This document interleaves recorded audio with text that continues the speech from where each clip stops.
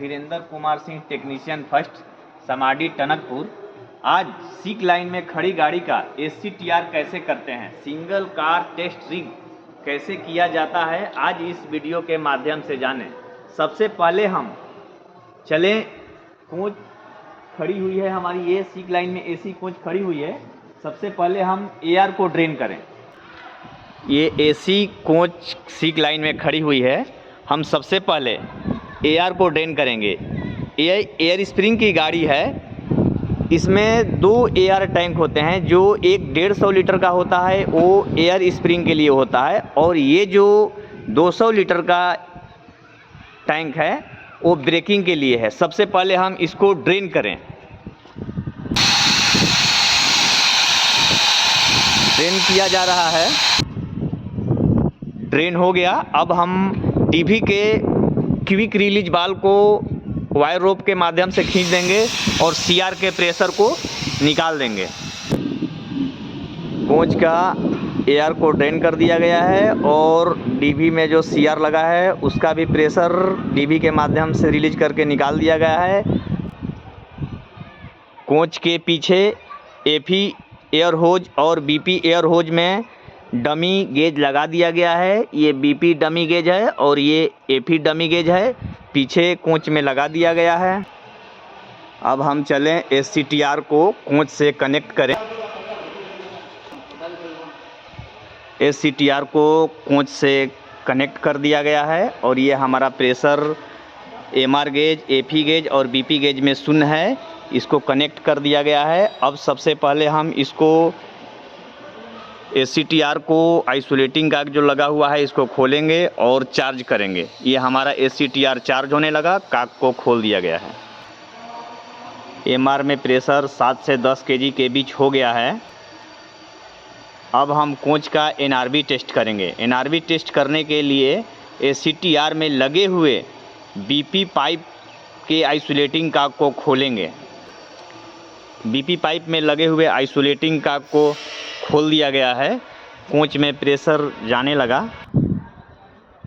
BP 5 kg charge हो गया है। अब हम चले कोच के पीछे लगे हुए गेज में देखें। BP में 5 kg प्रेशर शो करना चाहिए और फीड पाइप गेज में प्रेशर शून्य होना चाहिए।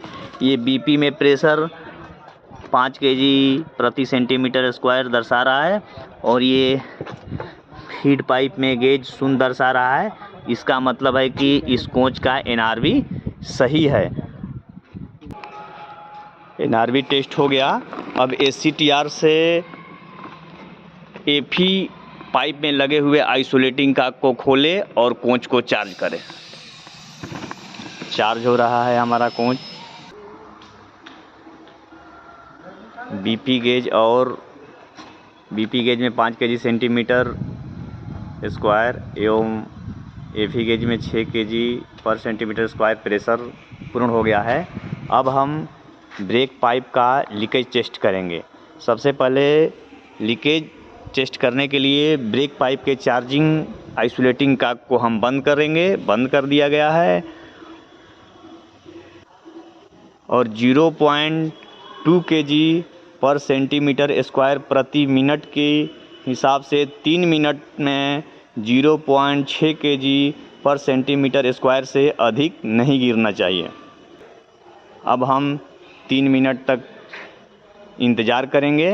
0.6 kg पर सेंटीमीटर स्क्वायर से अधिक नहीं गिरना चाहिए 3 मिनट में।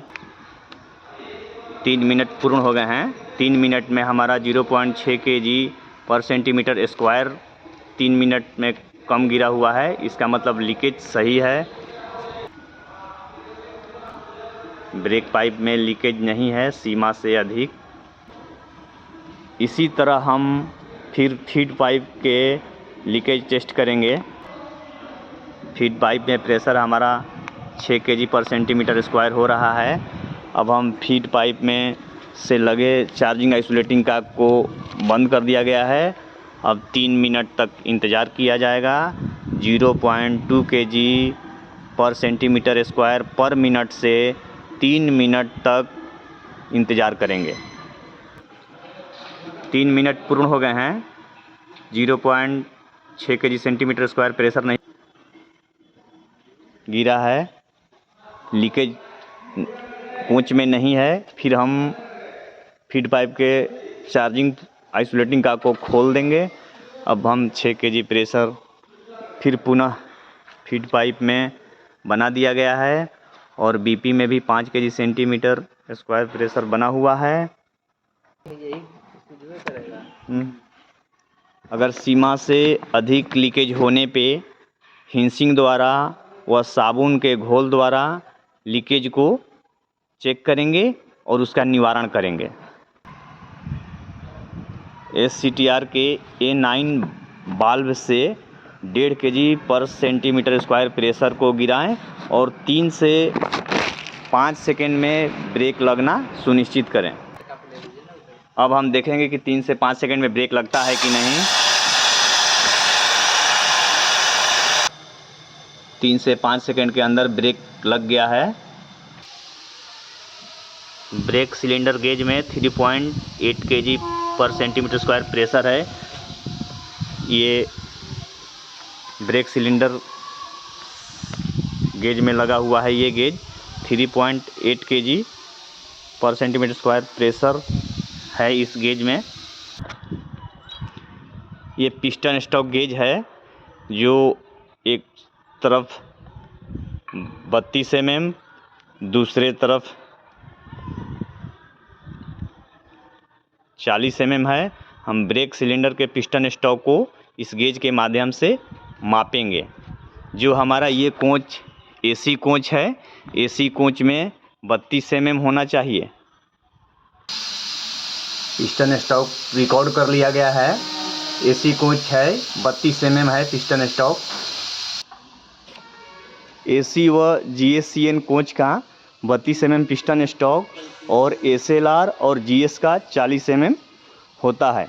अगर यह पिस्टन स्टॉक कम या ज़्यादा सीमा से मिलता है तो बोगी आइसोलेटिंग का को आइसोलेट करके पिस्टन स्टॉक निर्धारित मात्रा में बनाएंगे।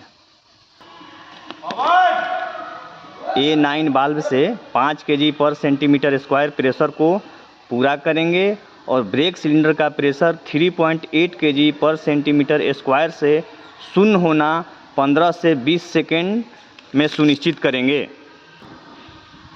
5 kg सेंटीमीटर स्क्वायर प्रेशर को पूर्ण कर दिया गया है और टाइमिंग लिया जा रहा है। ब्रेक सिलेंडर के प्रेशर कितने समय में कम हो रहा है। ये 17 सेकेंड में प्रेशर शून्य हो गया।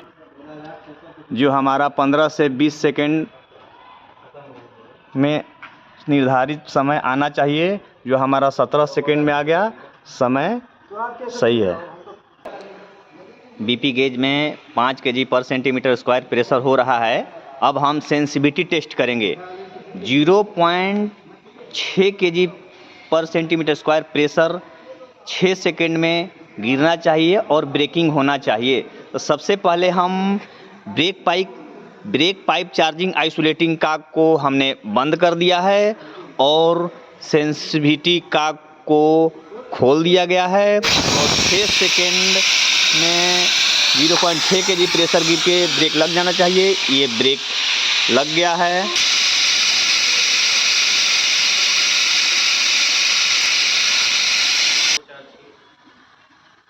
छः सेकेंड में 0.6 kg पर सेंटीमीटर स्क्वायर प्रेशर गिरकर ब्रेकिंग हो गया है। अब हम इनसेंसिटिविटी टेस्ट करेंगे। फिर हम जो ब्रेक पाइप का चार्जिंग आइसोलेटिंग का को आइसोलेट किए थे फिर खोलकर हम उसे चार्ज करेंगे।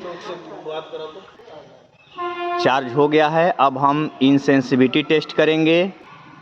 इनसेंसिटिविटी टेस्ट में 60 सेकेंड में 0.3 kg पर सेंटीमीटर स्क्वायर प्रेशर गिरना चाहिए और कोच में ब्रेकिंग नहीं होना चाहिए।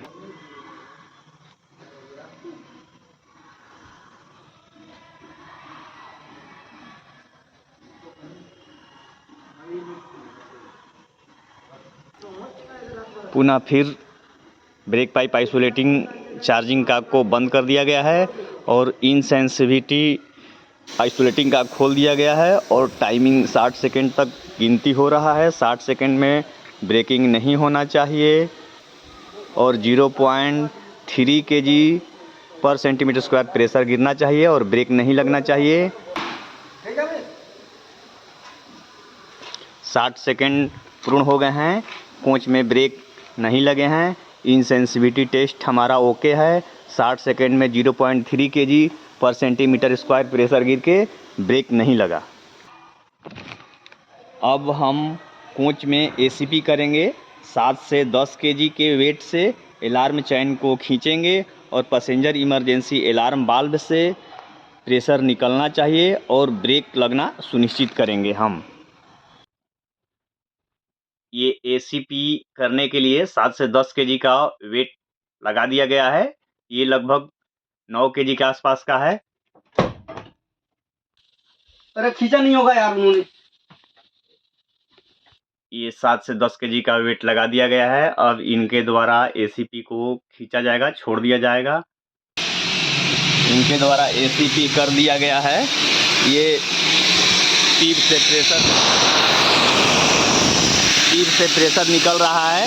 अब हम पीच में लगे हुए वायर रोप को खींचकर रीसेट करेंगे। ये रीसेट के लिए है, इसको हमने खींच दिया और ये हमारा ACP रीसेट हो गया। अब कोच से ACTR को हम अलग करेंगे। कोच से ACTR को अलग कर दिया गया है। ACTR को अलग होने के बाद हम ब्रेक लगना सुनिश्चित करेंगे। ब्रेक लगा हुआ है कोच में।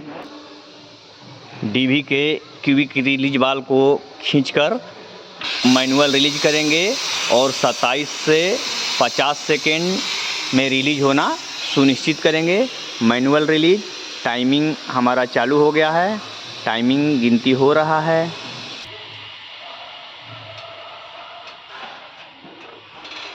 कोच हमारा रिलीज हो गया।